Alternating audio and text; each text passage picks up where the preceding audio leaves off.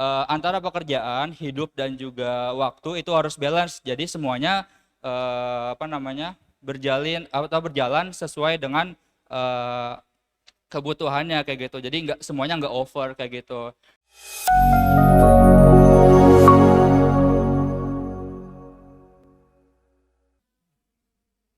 Ya masih semangat ya semua, jangan ngantuk dulu ya. Tahan dulu sebentar lagi gitu.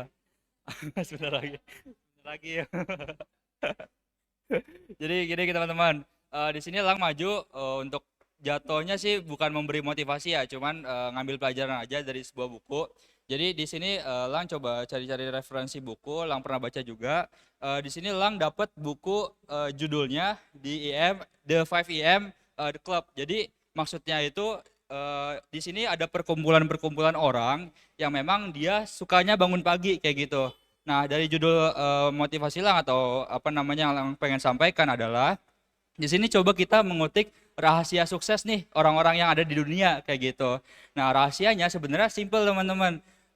Dia atau mereka itu suka bangun pagi jam 5 minimal maksimalnya sorry, maksimalnya jam 5. Nah, kenapa kalau kita bangun pagi teman-teman kita punya banyak waktu nih buat istilahnya mungkin apa namanya stretching atau mungkin refleksi dulu nih kayak gitu. Nah, jadi di The 5 EM Club ini tulisan dari Robin Sharma. Robin Sharma ini dia sebagai co-founder terus juga penulis kayak gitu dan dia termasuk dalam 5 pakar kepemimpinan terbaik di dunia kayak gitu. Jadi dia nulis buku ini. Nah, di sini teman-teman kita dari Lang pribadi nangkep 3 hal penting nih. Lang bagi dalam 3 bagian dari buku ini. Yang pertama itu rahasia bangun pagi teman-teman. Nah, yang rahasia bangun pagi. Jadi kalau kita mau sukses, pastinya kita tahu bahwasanya kita harus melakukan apa yang tidak biasa orang lakukan. Contohnya yang tadi Lang bilang bangun pagi. Kenapa kita harus bangun pagi? Kita punya banyak waktu kayak gitu, stretching, misalkan apa namanya, mungkin beribadah atau jalan-jalan pagi dulu mungkin untuk refreshing otak, membangunkan otot seperti itu. Nah di sini Robin ini membagi metode yang namanya 20.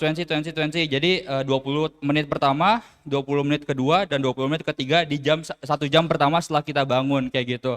Jadi 20 menit pertama itu setelah kita bangun, kita menggunakan seperti olahraga. Kenapa seperti olahraga? Karena olahraga itu bisa apa namanya mematikan ya, ibaratnya melawan apa namanya hormon stres kayak gitu, hormon malas kayak gitu. Jadi ketika kita olahraga, mungkin dari teman-teman pernah nih habis bangun pagi kita olahraga kayak misalkan contoh yang waktu di puncak kita bangun pagi olahraga ngirup udara segar, otot-otot kita fresh, fisik kita fresh kayak gitu. Terus hormon stresnya hilang, aktivitas berjalan lancar kayak gitu, bawaannya happy aja kayak gitu. Lalu untuk 20 menit kedua kita pakai dengan refleksi. Refleksi kayak gimana sih? Misalkan meditasi, terus sholat, terus pokoknya yang istilahnya merefleksi batin kita kayak gitu. Jadi nggak selalu tertekan itu. Misalkan tertekan contoh, misalkan ada lagi masalah keluarga, masalah kerjaan. Jadi kita meditasi, mengasingkan diri untuk merecharge energi kita kayak gitu. Lalu 20 menit yang ketiga 20 menit yang ketiga kita belajar teman-teman. Jadi kita harus belajar misalkan contoh mau ngapain nih hari ini kita kayak gitu. 20 menit ketiganya jadi 1 jam setelah apa namanya kita bangun kayak gitu. Kita belajar dari kemarin misalkan kemarin kita apa nih kesalahan apa yang kita lakuin misalkan. Nah, kita perbaiki di hari ini. Nanti di hari-hari esoknya kita pelajaran lagi nih besok kita mau ngapain kayak gitu. Jadi kita grow up mindset kita kayak gitu. Jadi nggak stuck di situ-situ aja gitu. Nah, lalu bagian yang kedua itu judulnya atau chapternya itu rahasia pencetak sejarah. Nah, rahasia pencetak sejarah itu maksudnya gimana? Jadi si Robin ini menyimpulkan bahwasanya kita dilahirkan bukan hanya dari bakat aja teman-teman. Jadi kita dilahirkan juga untuk apa ya istilahnya grow up. Jadi jangan istilahnya kita pasrah nih. Misalkan contoh kita terlahir dari lingkungan yang apa namanya mungkin kurang baik nih misalkan atau mungkin agak susah nih mengangkat derajat kita. Jadi kita jangan apa namanya stuck di situ aja. Misalkan kita nggak tahu nih bakat kita apa, misalkan kayak gitu. Kita grow up terus, kita cari tahu terus apa sih yang sebenarnya dunia butuhkan kayak gitu untuk grow up mindset kita. Jadi mungkin dari kita, dari hal-hal kecil kita, misalkan kita bangun apa namanya, bangun tidur beresin kamar kayak gitu, jadi lebih fresh lagi. Terus kita setelah dari bangun itu mungkin baca-baca buku, jadi istilahnya solve the problem kayak gitu. Jadi memecahkan sebuah masalah, jadi nggak stuck-stuck aja gitu. Nah, lalu bagian yang ketiga itu sebenarnya jatuhnya lebih ke taktik bagaimana kita mengimplementasikan bangun pagi ini gitu.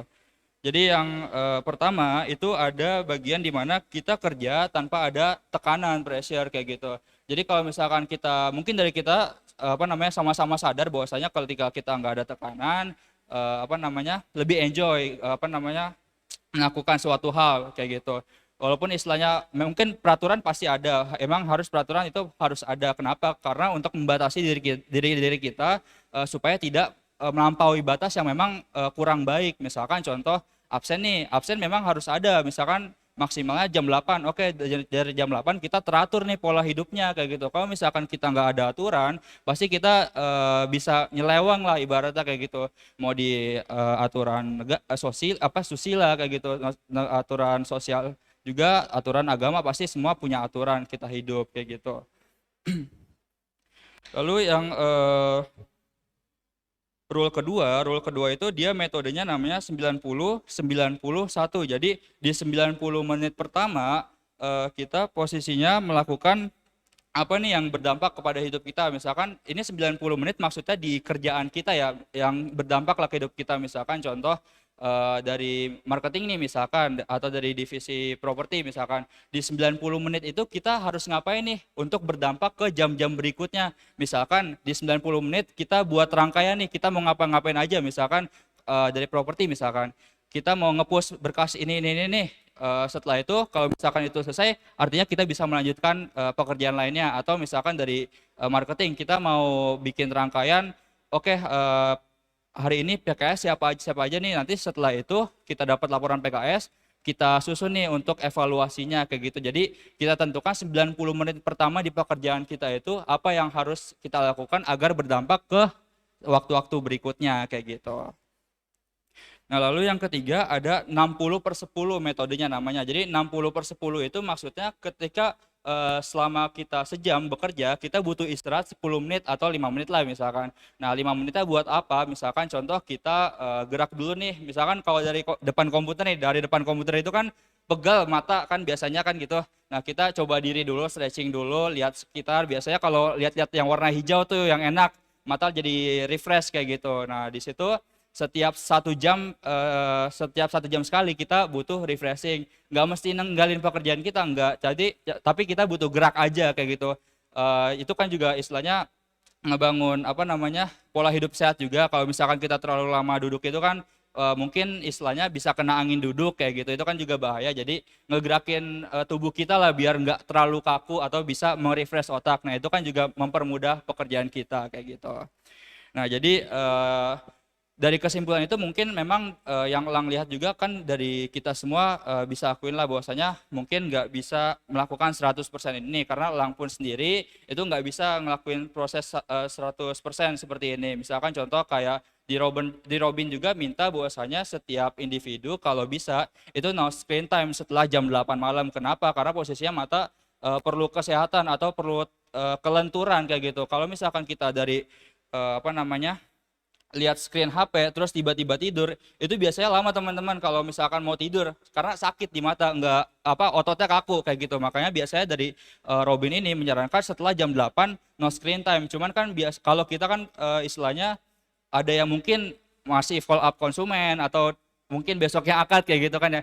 Jadi kesimpulannya adalah ini hanya beberapa tips dari Robin Sharma. Jadi nanti dari teman-teman bisa mungkin apa namanya, menyesuaikan dengan kebutuhan masing-masing, tapi intinya adalah dari Robin Horman antara pekerjaan, hidup dan juga waktu itu harus balance. Jadi semuanya apa namanya, berjalan sesuai dengan kebutuhannya kayak gitu. Jadi semuanya nggak over kayak gitu. Jadi Ya, jadi itu aja yang Elang mau sampaikan. Mohon maaf sebelumnya kalau misalkan ah, ya, jadi gitu aja teman-teman yang mau Elang sampaikan. Selebihnya nanti ada lanjutan dari Ibu dan juga Bang Riko. Sekian dulu. Wassalamualaikum warahmatullahi wabarakatuh.